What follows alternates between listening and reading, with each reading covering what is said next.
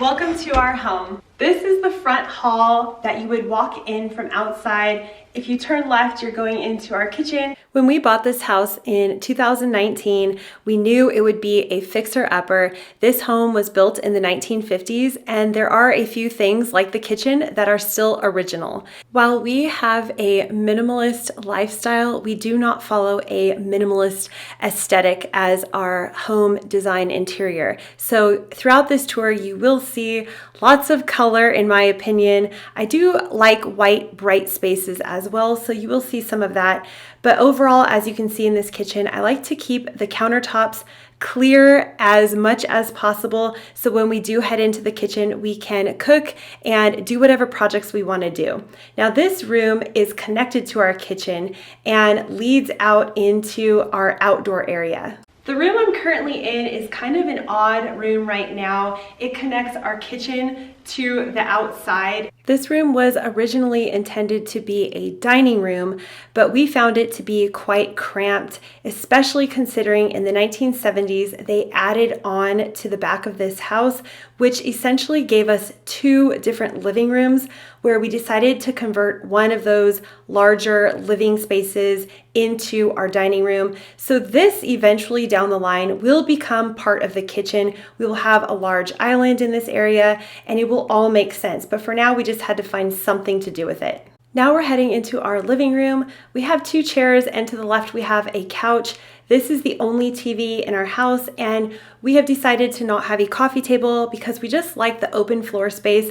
We don't want to have a lot of furniture in here, making it feel very crowded. That's one thing I learned with minimalism and decor is you can just pick and choose what works for you and your family and your home. I also love to decorate with plants, so you will see a lot of plants in my home because it's just something that I enjoy. When you turn to the right of that living room, you will see this room, which is what we turned into our dining room.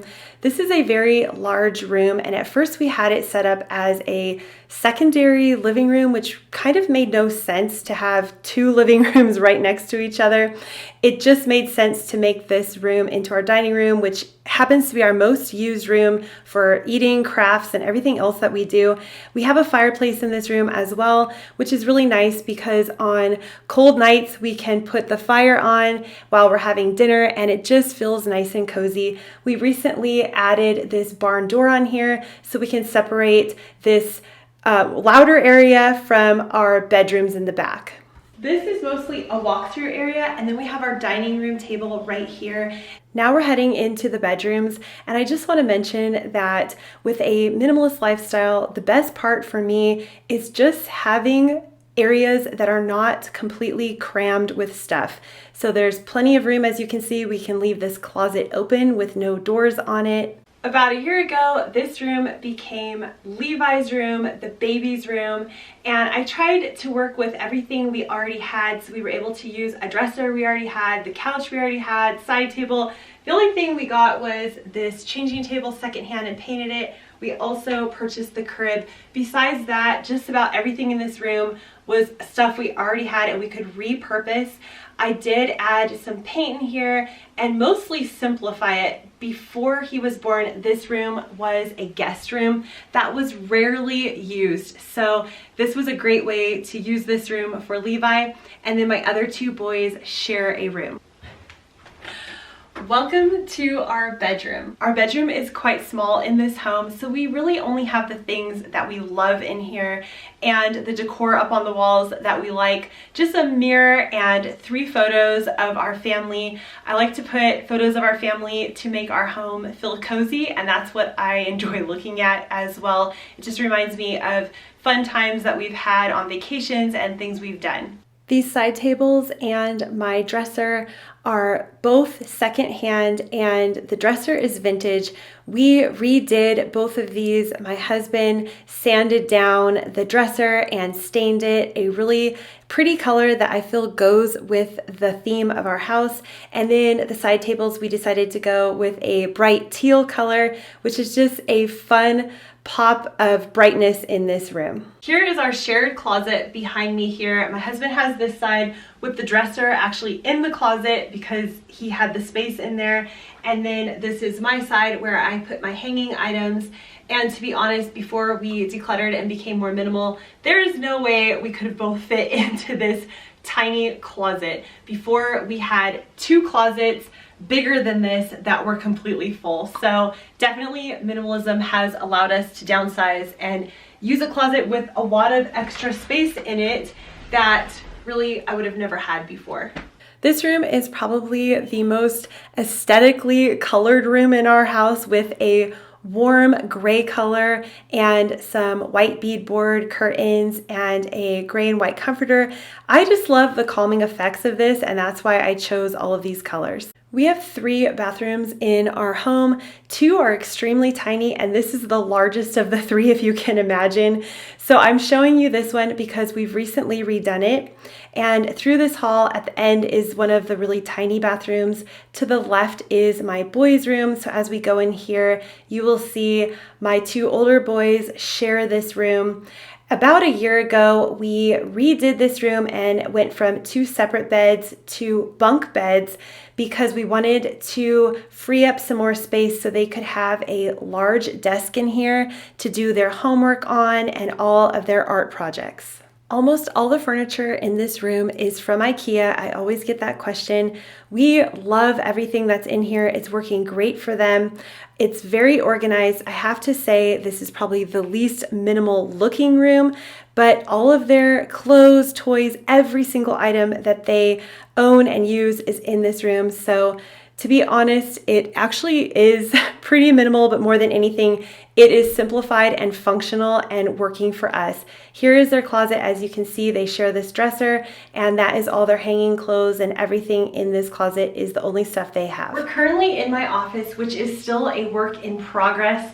Here is a painting that you can see I haven't even had time to finish yet, but I do love to paint in my spare time. So because of that, this room is really a multi-purpose room for me as my office. It has to be a place where I can film and edit videos, as well as work on art when I want to work on art and work on my blog.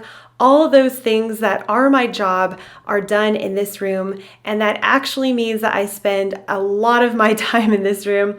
So I try to make it as beautiful to me as possible. I also hang art projects on here that I am still currently working on. So I have 2 above my computer that I'm currently working on, and I have the one I just pointed to.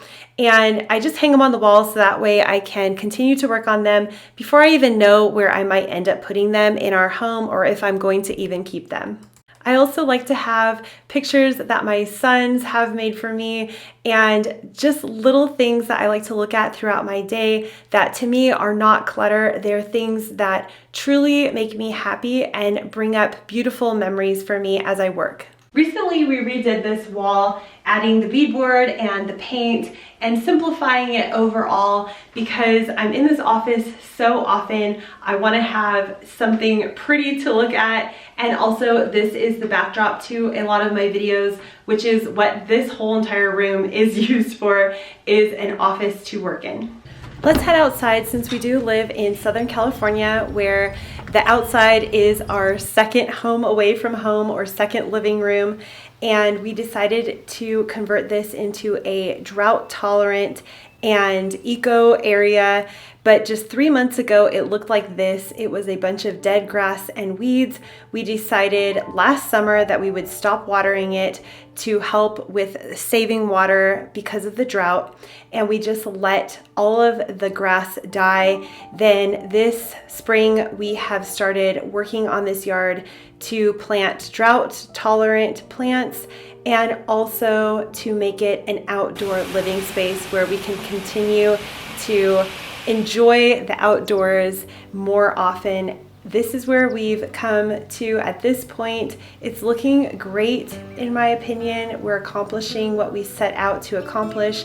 We will have a full backyard transformation video coming soon, where we will take you through the 4 months we've worked on this so far up to this point to get to where we are. And hopefully in the next month we'll have this completed, but my husband has been working on this nonstop.